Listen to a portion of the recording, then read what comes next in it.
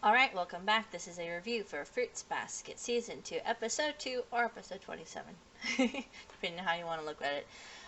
I'm actually very surprised. I was very surprised when I was watching this episode, just to see what episode did they combine these two chapters.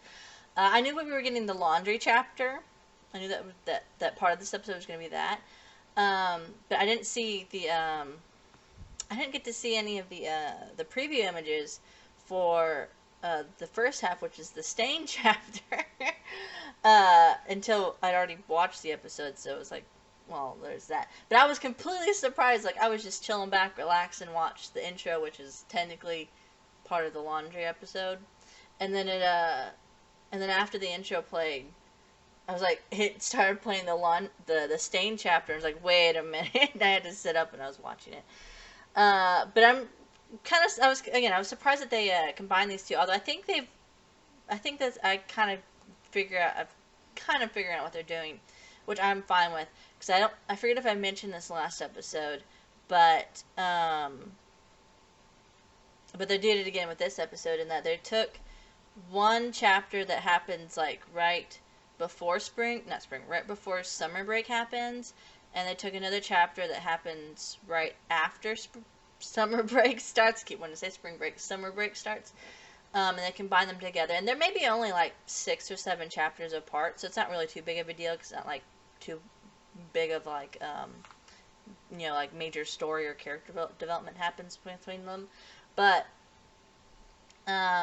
it works. I'm actually it really works with how this one's, especially with the connection of it all being kind of like they're thinking about the future and like what is like the future kind of looking like for some of the characters. Um, so I think it works really well together, these two chapters. Um, so the basic, after that, let me get into the actual episode. So they mention at the very beginning that that they have to make sure you turn in your career forms, or future plan forms before summer break hits, because then they're going to be discussing them in the parent-teacher conferences that come up after summer break is over. And so again, with that in mind, this episode is all kind of future based, and also when you think about the future, the anxiety that comes with it, but also what kind of people have different perception of what they want for a character's future. So, um, the first portion of this episode is Kyo and Toru going to visit Kazuma, and it's fun. This is a very heavily Kyoru episode, I'll tell you that much. But it's very sweet. There's some little funny moments here and there. Um, like you get to meet Kunimitsu, who is Kazuma's disciple slash assistant, and he's like, if you ever want dirt on Kyo, I have all the dirt on Kyo from his childhood. And so he tells Tori about when Kyo was scared of the stain that's on the wall, and how he was a kid, he cried about it, and there's a funny moment with that and whatnot. But then Kyo's looking at it with Toru later, and he thinks back to Kazuma holding him as he was crying as a kid, and going, when you get older, when your mind and your body grow, you won't be as fearful of this.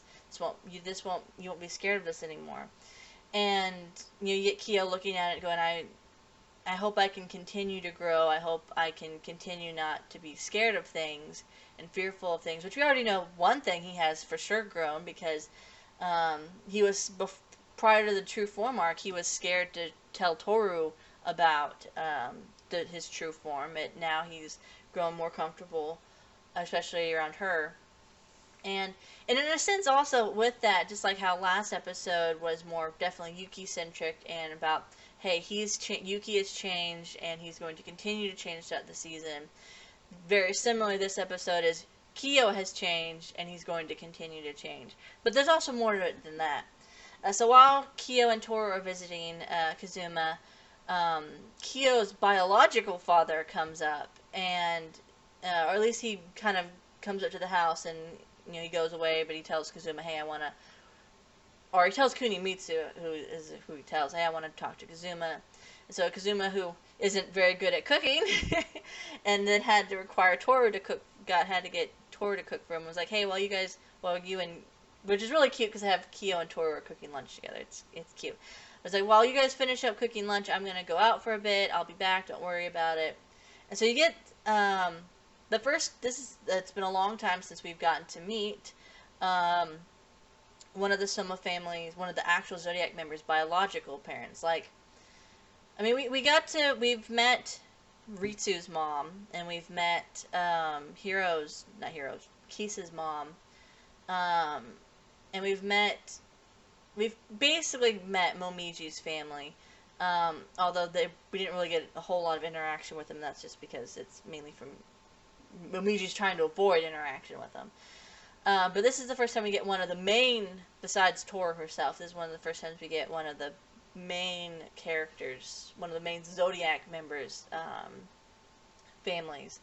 And so we very quickly find out that Kyo's dad, biological dad that is not a very nice person and is very cruel.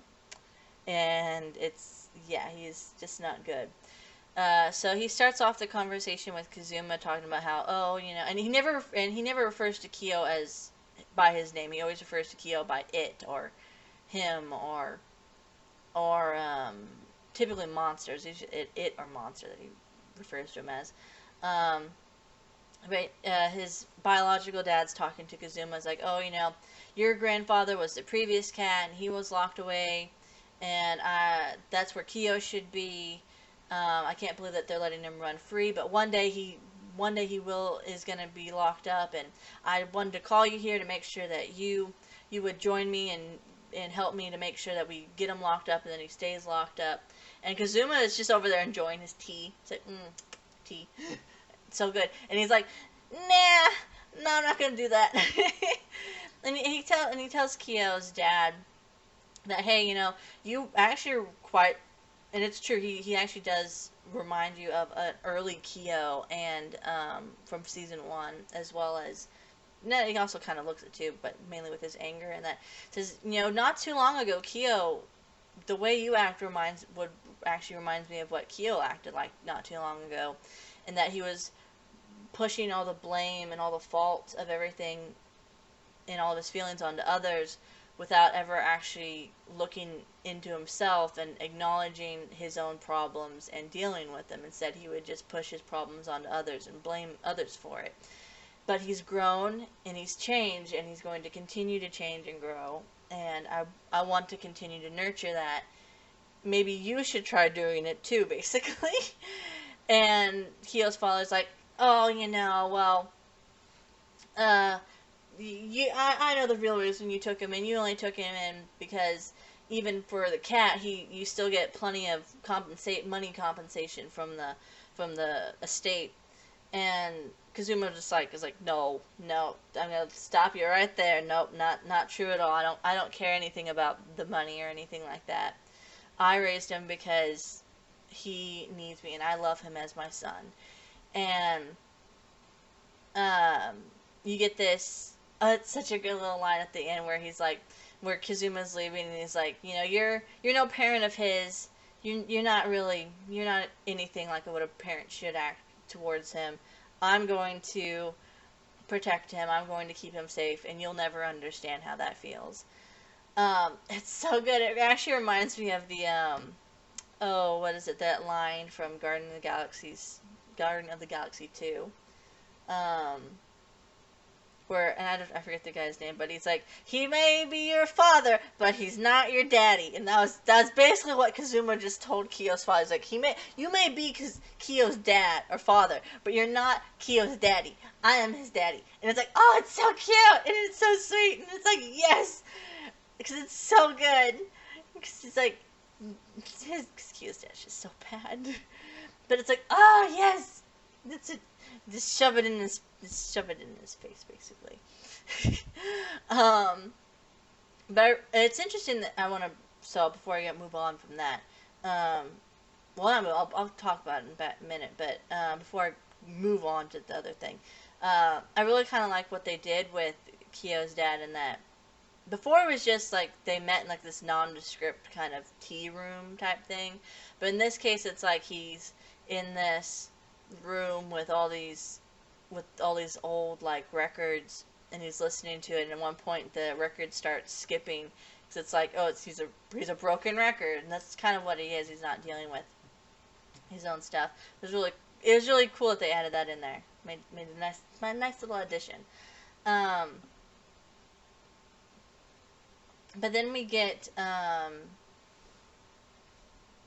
mean, that's pretty much it, and then you skip over to pretty much the laundry portion of the episode where Kyo and Toru are once again talking, except for now they're at Sugar Ray's house, and Toru's like, "Oh, hey, like, you're probably gonna inherit the dojo from Kazuma, aren't you, when you graduate?" And Kyo's like, "Well, I would, but I mean, I don't really know if that's even possible, because like, um, one one command from Aikido and I'm nothing, and that could all change.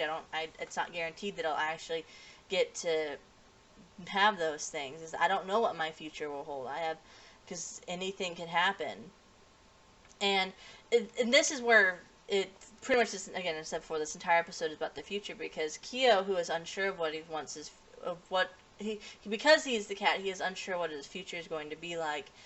And this is where it relates back to where Kazuma wants Kyo to be free and wants him to have the opportunity for a future and be able to have the opportunity to choose what he wants his future to be.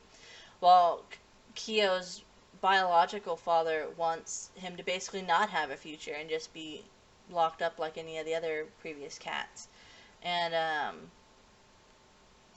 so I mean, again, it's all future based and it's sad, but it's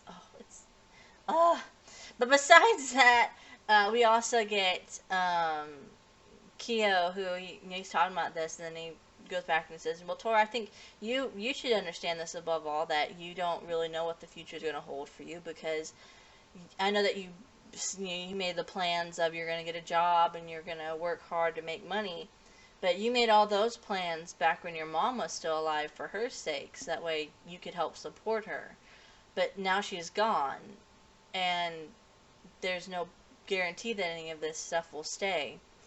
And Toru, she's thinking to herself, yeah, that's right, because, one day, what's going to happen to me when after I graduate high school and I can't stay here in the Soma house anymore? I have to leave, I have to go.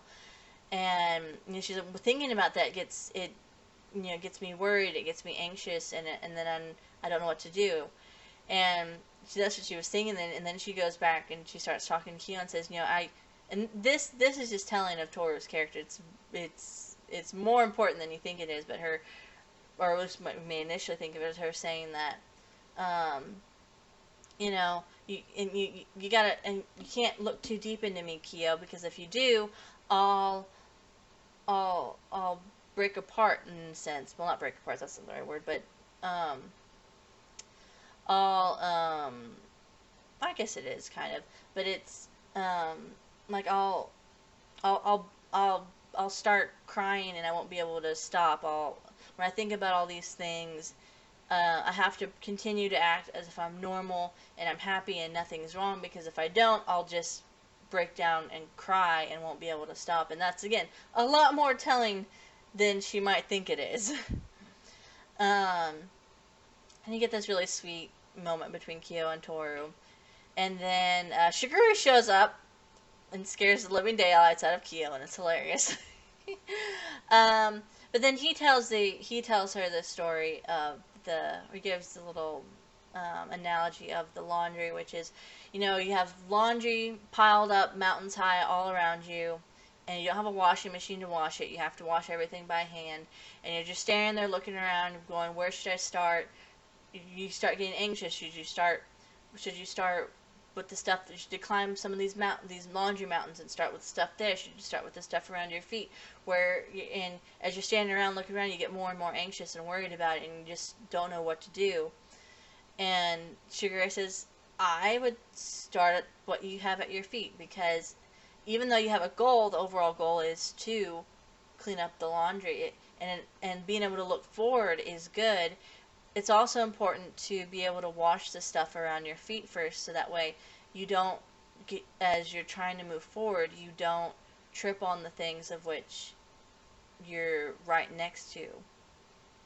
Um, and basically take it one laundry load at a time, and eventually you'll see the sun again, and you'll be able to have all the laundry done. And he says, and sometimes, yeah, you will get anxious in the middle of this, and if you do, just take a break from it. Go relax. Go hang out with friends. Read a book. Watch TV. Go eat some food with them. You know, do something that you enjoy to take a break from it, and then you can come back and continue. And it's such an amazing little quote. It's Fruits Basket is so has such these good little nuggets of wisdom in there. It's so good. And then of course cheers her up, and then she eventually goes up to Yuki and she brings them down. They all eat, and they all have somen together, not soma together. It's just funny. They all have somen together, and that pretty much ends the episode. And it's a fun episode.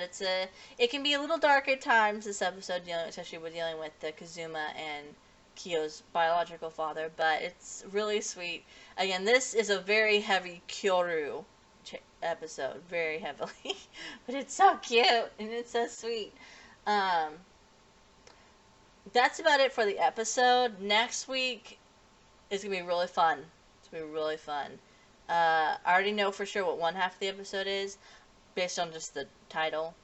But I'm curious as to what the other half will be. I kind of have two running theories at the moment. I won't go into them, but I have two running theories at the moment. We'll find out.